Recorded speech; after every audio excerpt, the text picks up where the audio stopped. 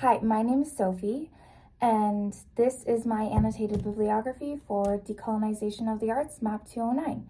So the first book I have is 21 Things You May Not Know About the Indian Act by Bob Joseph. As you probably know, the Indian Act was created in 1876, and it is the root of a lot of stereotypes. So this book looks into that and how we can combat the stereotypes. Then I have a book by Murray Sinclair, Who We Are. It's a memoir, and it talks about his life and his experiences and, what we can do to combat these issues. Here is a book by Richard Van Camp. It centers around the power of storytelling, and it's very, very highly recommended. On the back it says Masterfully Told by Jesse Thistle. I don't know who that is, but and this is Lesser Blessed, also by Richard Van Camp. I read this a couple years ago for another class. It's a great book. There's a lot of levels of symbolism, a lot of things to take away from it. I do love it very much. This is Highway of Tears by Jessica McDiarmid. It's about violence against Indigenous women and girls. It's definitely a very interesting book, and yeah. This is Wînipêk, Visions of Canada from an Indigenous Center by Murray Sinclair.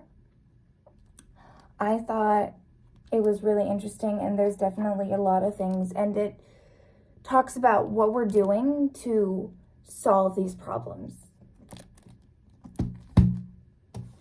We have Split Tooth by Tanya Tagaq. This is, it comes across as a series of short stories and poems, and it's a bit hard to follow at times, but it's also very moving, and it feels like a performance, so it's definitely something to check out. And finally, for books, I have Where the Sea Connects the Land. And for those who don't know, Kunuk is a traditional Inuit greeting given to loved ones, where a person places their nose on another's skin and breathes them in. And there's a lot of great things to like about this book, but a couple of my favorite things. First, it shows pictures of the Arctic, so kind of connects you to the Inuit landscape and the Inuit mindset. And there's also a glossary of Inuit terms that are used throughout these poems. So again, that's another way it connects you to the Inuit, perspective. And another thing I like is that it has, like at the table of contents, it has the seasons, like it goes through the seasons, which is really interesting. And every 4 poems, I'll show you, it has like full landscape signaling a new year, which is really cool. So that's it for books. And for movies and shows, I watched Smoke Signals. I really like that. There's also Reservation Dogs by Sterlin, Harjo, and Taika Waititi. It's a TV show. It has 3 seasons. It's really good. I highly recommend it.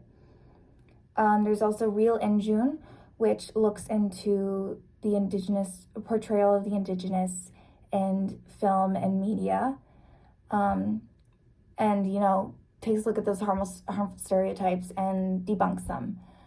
And then lastly, I have this app on my phone called Buffalo Futurism. It's really, really amazing. You have to go through this park. I think it's called Miskamatin Park. And you walk the path set out through the app, and it tells you 4 stories about the buffalo and their significance. And it's just really amazing. I definitely recommend it. I think a lot of people would feel moved and connected to nature and benefit from that experience. Well, anyways, that's my entire annotated bibliography. Thank you for listening. Again, I'm Sophie. Have a nice day.